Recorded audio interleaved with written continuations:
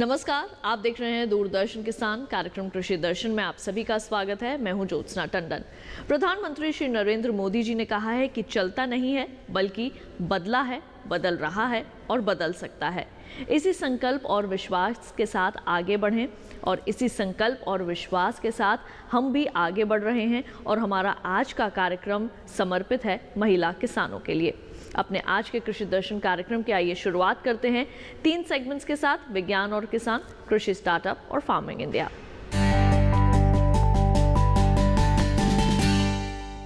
तो आइए आपको बता दें क्या नया है आज के कृषि दर्शन कार्यक्रम में। Centralised farm machinery performance testing portal का शुभारंभ किया श्री नरेंद्र सिंह तोमर जी ने, और भारत सरकार के आग्रह पर संयुक्त राष्ट्र ने 2023 को अंतर्राष्ट्रीय कदन वर्ष यानी कि इंटरनेशनल ईयर ऑफ मिलेट्स 2023 घोषित किया है। तो फिर आइए अपने आज के कृषि दर्शन कार्यक्रम की शुरुआत करते हैं और सबसे पहले नजर डालते हैं हमारे पहले सेगमेंट विज्ञान और किसान पर। हमारे देश में फसल उत्पादकता कई विकसित देशों के मुकाबले कम है और इसकी एक वजह है तकनीक से दूरी। लेकिन अब हमारे कई किसान भाई बहन ऐसे हैं जो कि नई तकनीकों को अपनाने लगे हैं और इतना ही नहीं, नई तकनीकों को अपनाकर आज के समय में बेहतर तरीके से खेती का उत्पादन भी प्राप्त कर रहे हैं। तो वहीं दूसरी ओर नरसिंहपुर गांव के किसानों ने जैसे ही नई तकनीक को अपनाया, गन्ने की पैदावार दोगुनी हो गई।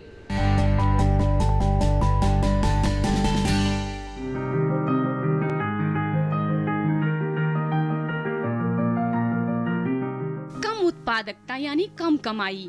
मध्य प्रदेश के नरसिंहपुर जिले में भी किसानों के साथ ऐसा ही हो रहा था। हालांकि गन्ना मजबूत फसल मानी जाती है और किसानों को गारंटी मूल्य मिलना तय भी होता है, लेकिन जब उपज ही कम हो तो आमदनी कहां से आएगी?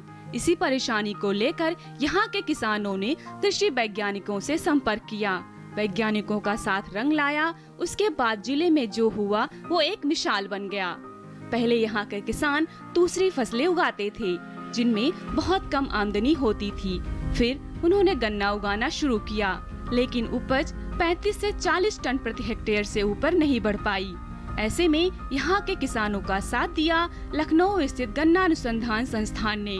कम उपज का कारण जानने के लिए संस्थान ने एक टीम रवाना की। वैज्ञानिकों की टीम ने नरसिंहपुर जिले का दौरा किया, वहाँ की मिट्टी की जांच की और जलवायु परिस्थितियों के बारे में जानकारी हासिल की। सबसे पहले मिट्टी सुधार पर काम किया गया। हरी खाद के लिए ढैंचा उगाया गया। फसलों के अवशेषों को खेत में ही छोड़ दिया गया और चीनी मिल से निकला कचरा भी खेतों में डाला गया। इसके अलावा सूक्ष्म जैविकी के लिए टीकाकरण भी किया गया। 2014-15 तक नरसिंहपुर की मिट्टी में जैविक कार्बन सामग्री महज 36% थी, जो कि 2018-19 तक बढ़कर 76% हो गई।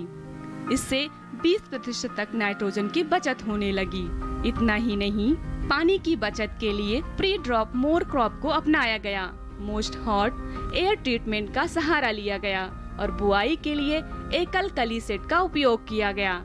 आज एकल कली सेट का उपयोग करते हुए किसान गन्नों की स्वस्थ नर्सरी तैयार कर रहे हैं। इसके अलावा यहाँ के किसानों ने अंतर फसल प्रणाली को भी कामयाबी के साथ अपनाया और गन्ने के साथ साथ आलू, चना, मटर, धनिया और प्याज भी बोने लगे। नए उपायों से न सिर्फ फसल की लागत में कमी आई बल्कि उपज में भी तेजी से बढ़ोतरी हुई। कुछ किसानों ने 75 से 80 टन प्रति हेक्टेयर का गन्ना इस विधि से उगाया। कमाल की बात तो ये है कि उत्पादन में बढ़ोतरी जैविक तरीकों से की गई। आमदनी बढ़ी तो किसान और तेजी से गन्ने की ओर आकर्षित हुए। आज नरसिंहपुर जिले में 35% जोत पर गन्ना उगाया जा रहा है। यहाँ चूँकि फसल अवशेष का इस्तेमाल खेतों में ही कर लेते हैं, इसलिए उन्हें जलाने की प्रवृत्ति पर भी रोक लग गई। आज पूरा नरसिंहपुर जिला अवशेष जलाने की घटनाओं से मुक्त हो चुका है।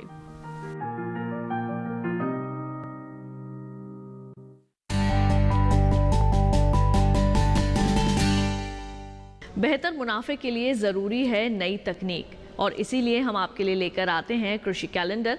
तो सितंबर माह में क्या है कृषि कैलेंडर में खास आपके लिए, आइए जानते हैं। सितंबर माह में किसान भाई पत्ता गोभी की बुआई कर सकते हैं। अक्टूबर अंत तक बीज की बुआई कर देनी चाहिए। बीज की बुआई यदि समय पर की जाती है तो इसका सीधा असर उपज पर देखने को मिलता है। 1 हेक्टेयर खेत में पौधारोपण के लिए 75 से 100 वर्ग मीटर की पौधशाला में बीज की बुआई करनी चाहिए। पौधशाला किसी ऊंचे स्थान पर बनवाएं, जहां जल जमाव ना हो। पौधशाला की मिट्टी भुरभुरी होनी चाहिए ताकि पर्याप्त मात्रा में गोबर की सड़ी हुई खाद या बर्मी कंपोस्ट का उपयोग किया जाए। पत्ता गोभी की अगेती किस्मों के लिए 500 ग्राम प्रति हेक्टेयर बीज की आवश्यकता होती है। पछेती खेती के लिए 300 से 400 ग्राम प्रति हेक्टेयर बीज की जरूरत होती है। पत्ता गोभी की अगेती खेती में कुछ पौधों के मरने की संभावना भी रहती है, इसलिए अधिक बीज की आवश्यकता होती है।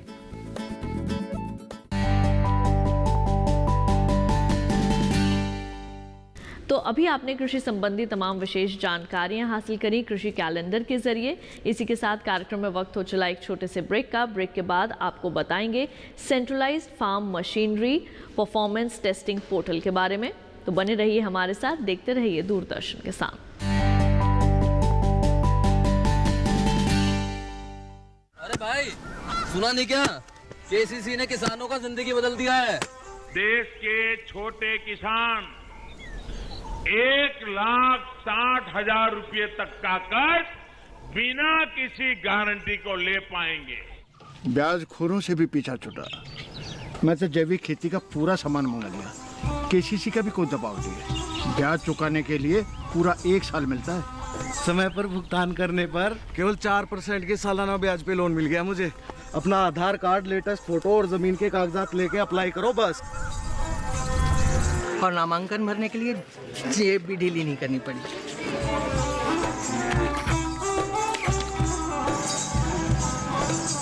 चाचा, उधार चुकाने के 24 घंटे के बाद उतने ही पैसे वापस निकाल सकते हैं। केसीसी ने किसानों की जिंदगी वाकई बदल दी है। तो आप भी किसान क्रेडिट कार्ड अपनाएं और सहजता से ऋण पाएं।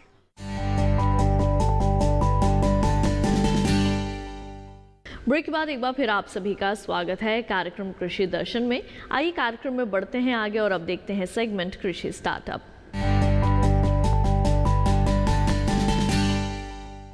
कहते हैं कि अगर दिलों में हौसला हो तो बंजर जमीन से भी फूल खिलाए जा सकते हैं, और इसे साबित कर दिखाया है पद्मश्री पुरस्कार से सम्मानित पिता पुत्री की जोड़ी राधा मोहन और साबरमती ने, जिन्होंने बंजर जमीन को भी एक हरे भरे जंगल में तब्दील कर दिया और आज दूसरे किसानों के लिए मिसाल बन चुके हैं। तो आइए देखते हैं उनकी सफलता की ये कहानी।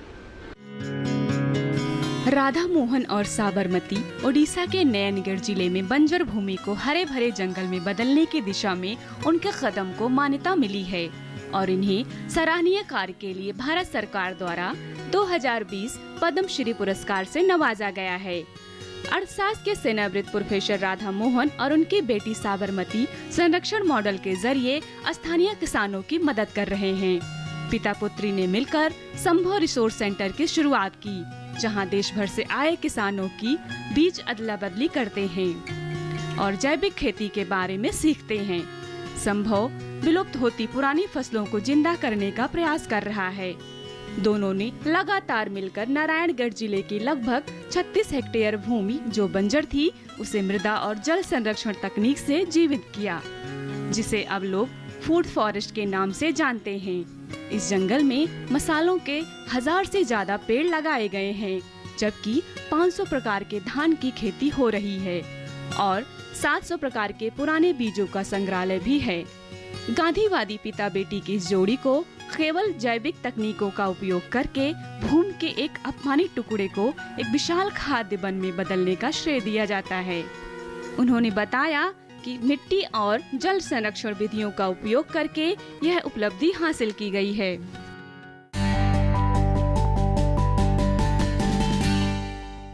और इसी के साथ कार्यक्रम कृषि दर्शन में वक्त हो चला है एक और छोटे से ब्रेक का। ब्रेक के बाद इंटरनेशनल ईयर ऑफ मिलेट्स 2023 पर दिखाएंगे आपको एक विशेष रिपोर्ट।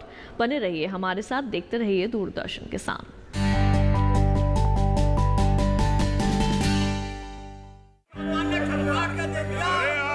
सारी फसल अच्छी होगी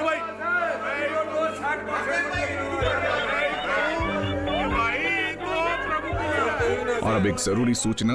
देश के कुछ राज्यों में किसानों द्वारा बड़े पैमाने पर पराली जलाने से आसमान में धुंध छा गई है। लाखों लोगों को सांस लेने में तकलीफ हो रही है।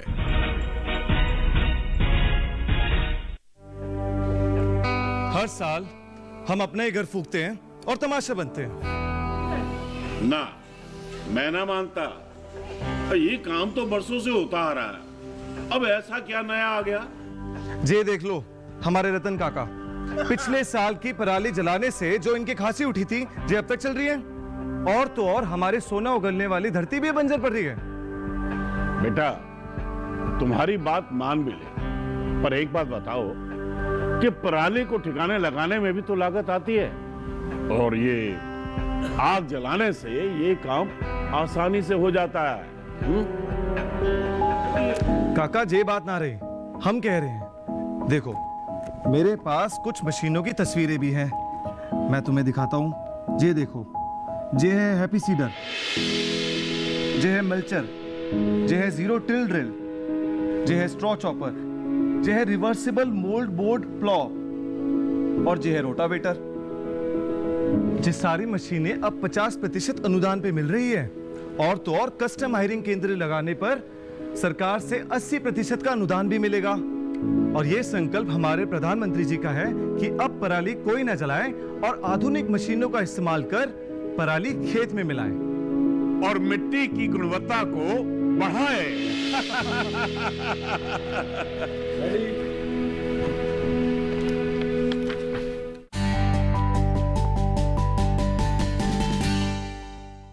ब्रेक के बाद एक बार फिर आप सभी का स्वागत है कार्यक्रम कृषि दर्शन में। आइए कार्यक्रम में बढ़ते हैं आगे और अब देखते हैं सेगमेंट फार्मिंग इंडिया।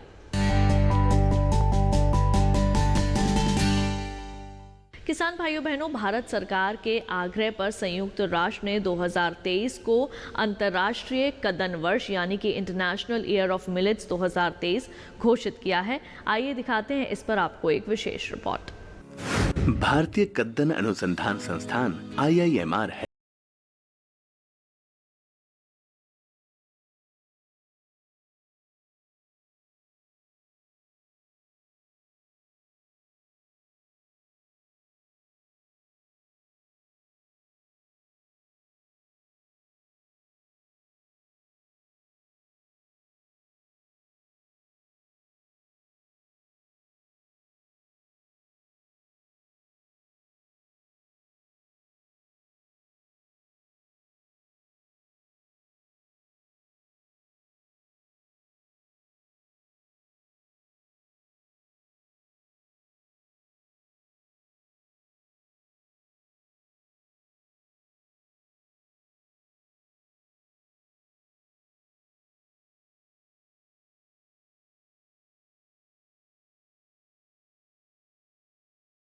हजार नए FPO बनाने का अभियान चल रहा है, जिस पर 6,850 करोड़ रुपए खर्च किए जाएंगे।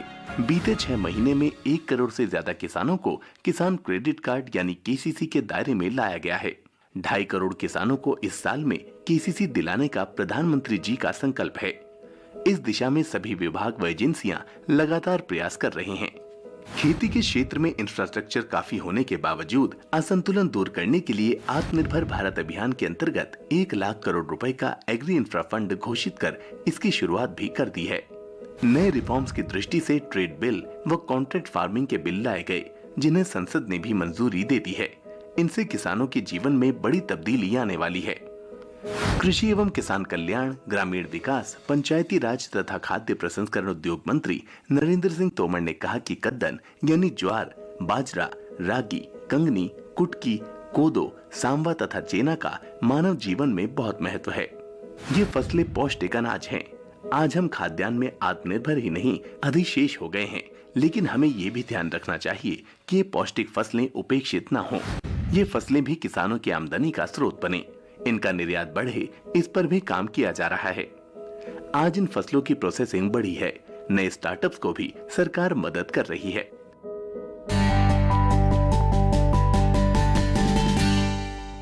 और अब आइए कृषि दर्शन कार्यक्रम में बढ़ते हैं आगे। छोटे किसान बड़े यंत्र नहीं खरीद सकते, इसलिए छोटे किसानों के लिए छोटे यंत्र बनाए जाएं, जिससे खेती में उनका इस्तेमाल करके वो अच्छा मुनाफा प्राप्त कर सकें। इसी कड़ी में centralise farm machinery performance testing portal विकसित की गई है। किस तरह से किसान इससे लाभ प्राप्त कर सकते हैं, आइए जानते हैं। Centralised farm machinery performance testing portal का शुभारंभ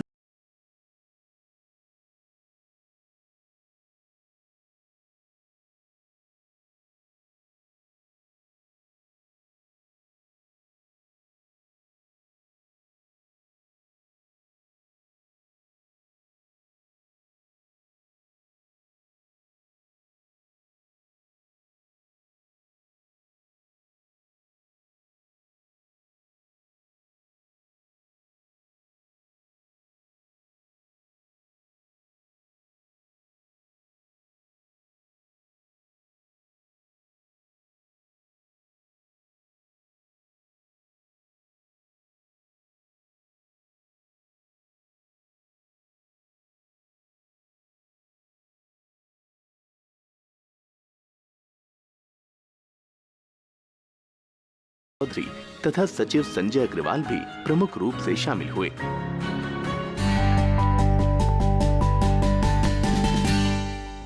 आइए कार्यक्रम में बढ़ते हैं आगे और अब समय हो चुका है ट्विटर प्लेट शामिल करने का।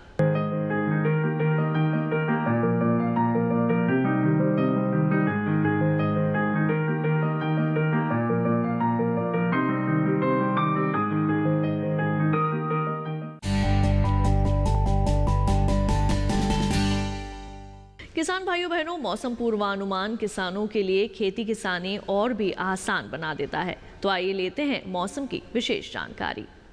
अब बात करते हैं अगले 5 दिनों के मौसम की चेतावनी की। तो जैसा कि आप देख रहे हैं कि आज 24 तारीख को और 25 तारीख को खासकर हमारे यहाँ जो लाल रंग से दिखाया गया, इन क्षेत्रों में जो है हमारी जो है भारी या बहुत भारी वर्षा की चेतावनी लगाई गई है। खासकर जिसमें आप देख रहे हैं, शुरू करते हैं उत्तर पूर्वी इलाकों से, तो अरुणाचल प्रदेश, असम, मेघालय और हमारा जो है पश्चिम बंगाल का हिमालय क्षेत्र, सिक्किम, और उसके बाद आगे को बढ़ते हैं तो हमारा बिहार और ईस्टर्न यूपी का पोर्शन। इन क्षेत्रों में जो है आपको सावधानी बरतनी होगी, क्योंकि हम यहाँ बहुत भारी वर्षा एक्सपेक्ट कर रहे हैं। और इसके साथ 25 तारीख की बात करें तो 25 तारीख को भी आपके जो अरुणाचल प्रदेश, असम, मेघालय और पश्चिम बंगाल का जो हिमालय क्षेत्र है और थोड़ा बिहार का क्षेत्र, इन यहाँ पे पॉसिबिलिटी है बहुत भारी वर्षा की। और जैसे हम आगे बढ़ते हैं उसके बाद एक राहत, यानी कि वर्षा में भी कमी आने वाली है, कुछ क्षेत्रों में तो आएगी ही पक्का, और भारी वर्षा में कमी आने वाली है, क्योंकि हमारे इन 3 जिलों में, हालांकि आप देख रहे हैं थंडरस्टॉर्म की चेतावनी हमारे द्वारा लगाई गई है,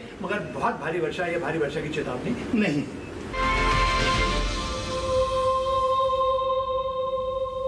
ये प्रधानमंत्री कौशल विकास योजना भारत सरकार का बहुत ही अच्छा कार्यक्रम है, और इससे हम जहाँ तक जानते हैं हमारे ज़िंदगी में जो बदलाव आया है, बहुत ही बदलाव आया है, क्योंकि इससे पहले हम लोग भटक रहे थे। और जैसे ही पता चला 2015 में जैसा ही आया कि प्रधानमंत्री जी अपने युवाओं को, युवतियों के लिए जो बेरोजगार हैं उनको प्रशिक्षण दे रहे हैं, और अपने ढंग का प्रशिक्षण, जिनको जो चीज़ चाहिए वो चीज़ मिल रहा है। हमने अप्लाई किया, 2018 में हमने प्रशिक्षण पाया आत्मा हाजीपुर के द्वारा, और आज के डेट में हम एक सफल उद्यमी हैं। हमने प्रशिक्षण प्राप्त किया था मशरूम ग्रोवर के ऊपर, और आज हम जो हैं सो बहुत सफल मतलब उद्यमी के रूप में गिने जाते हैं महानार क्षेत्र में। सरकार द्वारा बहुत सारे लाभ मिले हमें, यहाँ तक कि ट्रेनिंग के आवर में जो भी खर्च आया, जैसे रहने का खर्च, जाने का, वो भी मतलब ये समझिए कि फुली सरकार पर ही डिपेंड हुआ हम लोग का। जो भी योजना का जो जितना दिन का, जैसे हम लोग का जो है मशरूम ग्रोवर ट्रेड था, इसमें 240 घंटे का प्रशिक्षण दिया गया, मतलब 40 दिन का। इसमें हमको वहाँ पर मुफ्त का खाना मिला और रहने का आवास मिला। प्रशिक्षण के बाद 1000 रुपये हम लोग के अकाउंट में गया, और माननीय प्रधानमंत्री के द्वारा स्किल डेवलपमेंट का एग्ज़ाम हुआ, और इस एग्ज़ाम में हम लोग मतलब अव्वल आए, और माननीय बिहार सरकार कृषि मंत्री महोदय ने हम लोग को सर्टिफिकेट दिया। और ये भी निर्देशित दिया गया कि सर्टिफिकेट के बाद हम लोग बेरोजगार नहीं हैं, खुद का रोज़गार डाले हैं, और एक बड़ा फंड भी लेने के पक्ष में है। और हम जो है सो आगे बहुत सारे लोगों को इसके विषय में बताया, जिससे हमारे गाँव के बहुत सारे दोस्त भी इस योजना का लाभ ले रहे हैं, और कुछ लोग ले चुके हैं। मेरा नाम विजय कुमार, गांव चलांग, ज़िला जालंधर, तहसील फिलौर है। और मुझे ये प्रधानमंत्री मोदी जी की जो स्कीम है क्रेडिट कार्ड वाली, मुझे बहुत ही अच्छी लगी है। और जब भी हमें किसी चीज़ की ज़रूरत पड़ती है, कोई भी चीज़ हमने खरीदनी हो, जैसे खाद वगैरह या कोई और भी चीज़, खेतीबाड़ी के साथ संबंधित चीज़ें हम लेते हैं तो हमें वहाँ क्रेडिट कार्ड की बहुत ज़रूरत पड़ती है और हम उसका इस्तेमाल करते हैं और हमें इसका बहुत ही फ़ायदा है और हमारा समय भी बचता है। और जिस दुकान से हम सामान लेते हैं और अपना क्रेडिट कार्ड यूज़ करते हैं उससे हमें बहुत फ़ायदा है। प्रधानमंत्री नरेंद्र मोदी जी ने जो योजना चलाई है क्रेडिट कार्ड की, हम किसानों के लिए बहुत ही लाभदायक है। पहले जब ये क्रेडिट कार्ड नहीं था बना तब हमें बहुत मुश्किलें थी, पेमेंट अरेंज करनी पड़ती थी, पहले बैंक से पेमेंट लेनी पड़ती थी, फिर जाकर कोई और चीज़ खरीदते थे। अब हमने कोई भी चीज़ लेनी होती है तो हमारे पास क्रेडिट कार्ड होता है, उसको इस्तेमाल करके चीज़ ले लेते हैं। मैं छोटी सिंह बोल रहा जी, गांव टंडा का रहने वाला। मैं 100 एकड़ की खेती करता हूं। मोदी साहब ने बहुत सारी स्कीमें चलाई हैं, उनमें से एक है सॉइल गार्ड। ये मिट्टी टेस्ट करने की स्कीम है। हमें इसके बारे पहले कोई जानकारी नहीं थी। हम पहले गैर ज़रूरी खाद डाल रहे थे, कीटनाशक डाल रहे थे, हमारा नुकसान हो रहा था, इसके साथ वातावरण भी खराब हो रहा था। इससे अब मिट्टी को टेस्ट करवाने के बाद हमें यह जानकारी मिल जाती है कि हमें कौन सी चीज़ डालने की ज़रूरत है। जो चीज़ नहीं डालनी चाहिए उसका इस टेस्ट से पता चल जाता है कि ये हमारी मिट्टी में पहले से ही ज़्यादा है। उस चीज़ से हम बच जाते हैं, हमारी बचत होती है, खर्चा भी बचता है। इसलिए हमने इस स्कीम का फ़ायदा उठाया है। तो किसान भाइयों बहनों, अपने आज के कृषि दर्शन कार्यक्रम में हमने आपको दी कुछ विशेष जानकारियां। इस उम्मीद के साथ ये जानकारियां आप सभी के ज़रूर काम आएंगी। कृषि दर्शन आपका अपना कार्यक्रम है। इस कार्यक्रम के लिए अगर आप अपने कोई सुझाव देना चाहते हैं तो आप हमें पत्र लिख सकते हैं। हमारा पता है कृषि दर्शन, कमरा नंबर 58, CPC दूरदर्शन, खिलगांव, नई दिल्ली 110049। अगर आप हमें ईमेल करना चाहते हैं तो हमारा ईमेल ID है nationalkrishidarshan@gmail.com। तो आज के कृषि दर्शन कार्यक्रम के इस अंक में बस इतना ही। मुझे दीजिए इजाज़त। आप देखते रहिए दूरदर्शन किसान। नमस्कार।